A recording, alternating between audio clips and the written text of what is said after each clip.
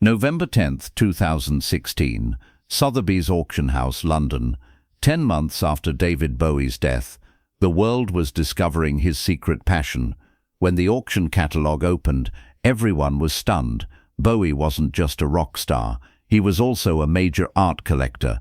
From Damien Hirst to Basquiat, from Frank Auerbach to Henry Moore, over 400 artworks were in his collection.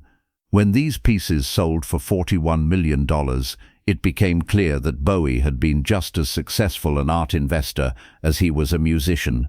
But how had this secret collection come together, and how had Bowie become such a master in the art world? If you're listening to this story and want to learn more, please don't forget to subscribe, because the truth behind David Bowie's art passion will reveal the story of one of rock history's most secretly kept geniuses. David Bowie's introduction to art actually happened at a very early age. In the mid-1960s, when he was still a young musician, he studied at Bromley Art School in London. During this period, his teacher Owen Frampton, Peter Frampton's father, taught young David not only how to draw, but also how art could be an investment vehicle. "Art is a language that never goes out of style," Owen had said. "Music may be temporary, but great art lives forever." This early education left deep impressions on Bowie's mind. The young musician, who started buying small artworks even with his first album earnings, immediately directed the income from the success of Hunky Dory and the rise and fall of Ziggy Stardust in the 1970s toward art investments. But no one knew yet that this was just the beginning of his passion. Bowie's approach to art wasn't just aesthetic, it was also strategic. He conducted detailed research for every piece he bought, examining the artist's background and calculating future value potential. This approach made him not just a collector, but also an art investor. When David Bowie moved to New York in 1980, he would literally get lost in the city's museums and galleries. Every weekend he spent hours at the Metropolitan Museum of Art, MoMA, and Whitney Museum, trying to feel the pulse of modern art. During this period, one night at the Mud Club in East Village, he encountered the very young Jean-Michel Basquiat. Basquiat was a street artist at the time and was selling his works for very low prices. Bowie was one of the first to notice his talent. "There's something different about this kid," he whispered to his friend beside him. "There's naked honesty in his art." That night he bought 3 small paintings by Basquiat for $5,000. This decision would earn him millions of dollars in the future. His friendship with Basquiat developed beyond just a collector-artist relationship. The two would meet frequently, discuss art, and debate the social messages in Basquiat's works. Bowie understood the young artist's rebellion against racism in America, and felt this rebellion in his own music too. The Hollywood Africans painting he bought during this period later became one of art history's most important works. In the early 1990s, David Bowie discovered a new movement on the London art scene, young British artists. The leader of this group was Damien Hirst, and his Shark in Formaldehyde piece was shaking the entire art world. When Bowie first saw this work, he was shocked but also mesmerized. The physical impossibility of death in the mind of someone living was very compatible with Bowie's obsession with death. Bowie, who constantly processed themes of death, transformation, and rebirth in his own songs, found himself in Hirst's bold approach. When he met with Hirst to buy the piece, the young artist's vision deeply affected him. Hirst wasn't just making art, he was turning art into a brand. Bowie found this approach very familiar because he had done something similar in music. The Ziggy Stardust character had become not just music, but also an artistic brand. This similarity developed a deep understanding between the two artists. Bowie bought several pieces from Hirst's butterfly painting series and hung them in the most visible places in his New York home. Guests were surprised when they saw these works, because Hirst wasn't that famous yet. But Bowie was seeing the future. One of the most surprising names in David Bowie's collection was Frank Auerbach. The German-born British painter was known for his very intense and dramatic portraits. Why Bowie was so interested in such a different artist wasn't initially understood, but later it became clear how wise this choice was. Auerbach's portraits weren't just paintings, they were also psychological investigations. The artist would paint the same model for years, going deeper each time. This process reminded Bowie of his own musical evolution. He too would process the same themes differently in different albums. Bowie specifically bought 5 paintings from Auerbach's Head of EOW series. These paintings were works depicting the artist's wife Estella West, and each was the result of years of observation. When Bowie bought these paintings, he told the gallery owner, "Real art takes time. Things that are quickly consumed are not art." Henry Moore sculptures were perhaps the most surprising part of Bowie's collection. Why the rock star wanted to own such large and monumental works was a matter of curiosity. But Bowie's interest in Moore wasn't just aesthetic, it was also philosophical. Moore's sculptures were abstracted versions of the human form. The artist simplified the human body until it became unrecognizable, but still touched the human essence. This approach was very compatible with Bowie's own art understanding. He too would transform human emotions in his music until they were sometimes unrecognizable but preserved the essence. Bowie had 2 large Moore sculptures in the garden of his New York home. These weren't just decoration, they were also part of his daily life. Every morning he would drink his coffee next to these sculptures, as if having a silent dialogue with them. Very few people knew that David Bowie visited different galleries almost every day during the weeks he was in London. Bowie, who made these visits in disguise, could sometimes stand in front of a piece for hours and analyze it. The artists he discovered during these secret trips formed the most valuable parts of his collection. J. Jopling, owner of White Cube Gallery, revealed years later that Bowie was a regular customer. David would come every week and examine new exhibitions, Jopling said. He wasn't just buying famous works, he loved discovering promising young artists. His friendship with Tracey Emin also started during this period. When Emin's My Bed installation hadn't yet created controversy, Bowie had seen her talent and bought several of her early works.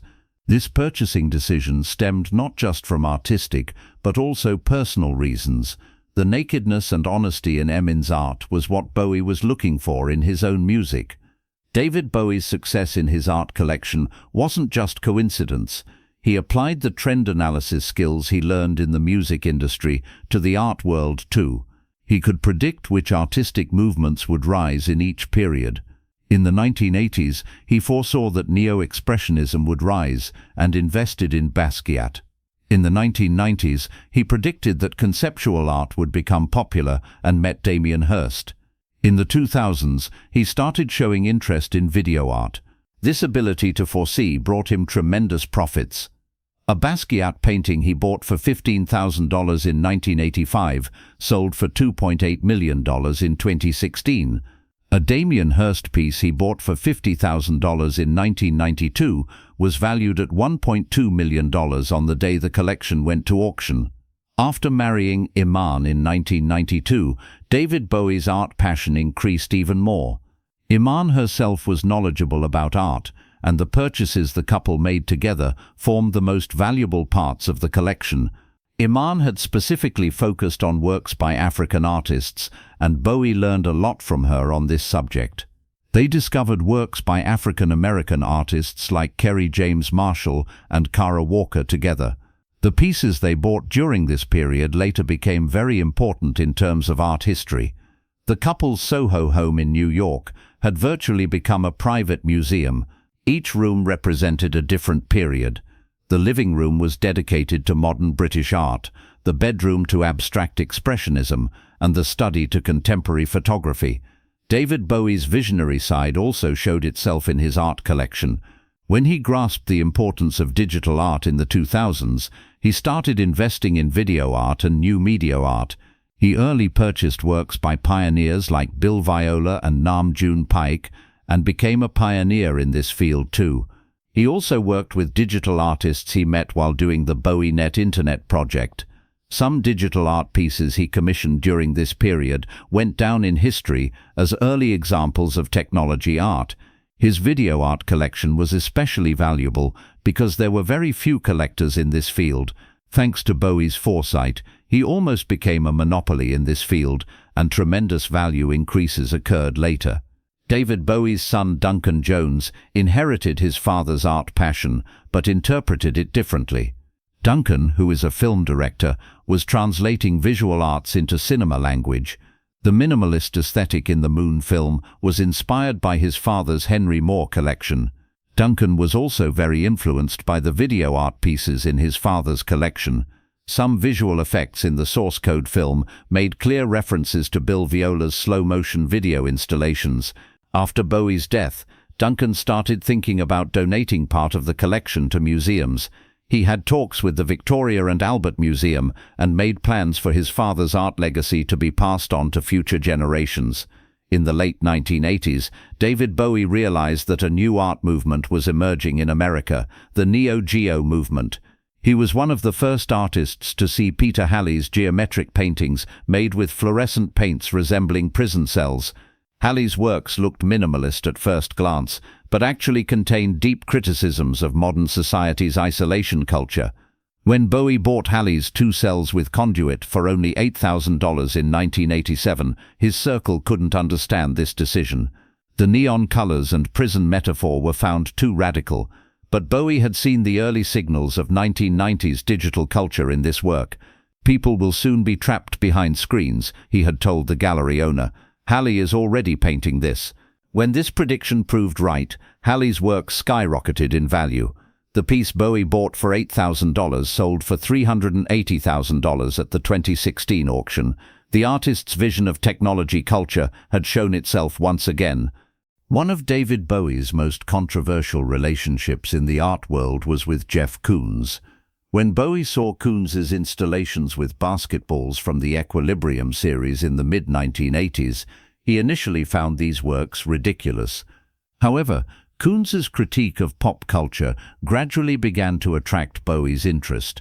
When Bowie toured Koons's scandalous Made in Heaven exhibition in 1991, he admired the artist's courage. These works, which pushed the boundaries between pornography and art, reminded Bowie of the sexuality and identity questioning in his own music. He had bought a small sculpture by Koons during that period, but this purchase would become one of the rare decisions he later regretted. As Koons's commercial success increased in the 2000s, Bowie began to doubt his artistic integrity. "Jeff is very smart, but now he looks more like a businessman than an artist," he had said in an interview. In 2010, he quietly sold the Koons piece, removing it from his collection. The most personal part of Bowie's collection was Nan Goldin's photographs. Goldin's work documenting New York's underground culture in the 1980s reflected the complex relationships and identity searches in Bowie's own life. Especially the photographs he bought from the Ballad of Sexual Dependency series contained clues about his private life. Goldin's works documenting drag queens, couples, and bohemian lifestyle created resonance with Bowie's own experiences with gender fluidity. Bowie, who bought 5 photographs from Goldin in 1983, had hung them in his bedroom. After marrying Aman, he moved these photographs to his study, but never sold any of them. These photographs sold for a total of $180,000 at the 2016 auction. One of the buyers was Wolfgang Tillmans, and he described this purchase as owning pieces of Bowie's personal story. Goldin's photographs weren't just artworks, they were also like documents of Bowie's hidden aspects. After his marriage to Iman, David Bowie began to take special interest in contemporary African art. Discovering works by African-origin artists like Kerry James Marshall, Kara Walker, and Julie Meritou was not just an aesthetic, but also a political stance for him.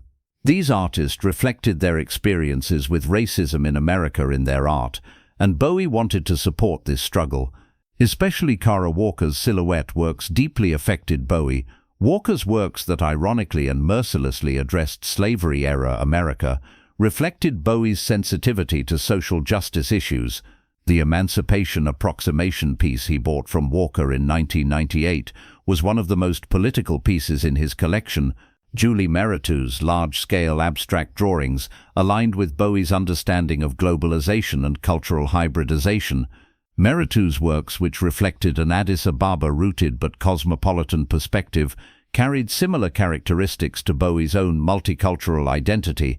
After David Bowie's death on January 10, 2016, His family gave the majority of the collection to Sotheby's auction house. The Bowie/collector auction held on November 10–11, 2016 became one of the biggest events in the art world. The estimated value before the auction was $10–15 million, but the result surprised everyone. 400 pieces sold for a total of $41 billion. This figure showed what a good art investor Bowie had been. The highest-priced piece was Jean-Michel Basquiat's Air Power painting, which sold for $8.3 million. Bowie had bought this for only $50,000 in 1984. There had been a 166-fold value increase in 32 years. 3 pieces from Damien Hirst's beautiful Inside My Head Forever series also sold for $3.2 million. Frank Auerbach portraits collected $2.8 million. Henry Moore sculptures found buyers for $4.1 million. David Bowie's collection wasn't just financial success, it also affected art history. The artists he supported gained prestige by being in his collection and made important breakthroughs in their careers. Especially the young British artists movement gained international recognition thanks to Bowie's support. Artists like Damien Hirst, Tracey Emin, and Sarah Lucas came to solid positions in the art market thanks to Bowie's early investments. Bowie's collection also strengthened the bridge between pop culture and high art. The fact that a rock star had such a serious art collection made music fans interested in art. Today, many celebrities follow Bowie's art collecting model. Names like Jay-Z and Beyoncé, Kanye West, and Leonardo DiCaprio are combining both their passions and investments by applying Bowie's strategy. Art collecting has especially increased among musicians. Artists like Frank Ocean, Tyler the Creator, and Pharrell Williams are creating their own collections by following the path Bowie opened. Bowie's discover early and hold long-term strategy is still a valid model for modern art investors. The understanding of investing in young artists and supporting their careers has become the basic approach of today's collectors. David Bowie's art collection shows that he wasn't just a musician, but also a cultural visionary. The works he collected over his 50-year career are witnesses to and participants in important periods of art history. The $41 million collection value is an indicator of Bowie's investment intelligence. But more important than that is the support he gave to the art world and the opportunities he provided to young artists. From Basquiat to Hirst, from Auerbach to Moore, Bowie played a role in many artists' careers. This story shows that creativity isn't limited to just one field. Just as David Bowie pushed boundaries in music, he showed the same courage in the art world and became a legend in both fields. His legacy continues to live not only in his songs, but also in the artworks he supported.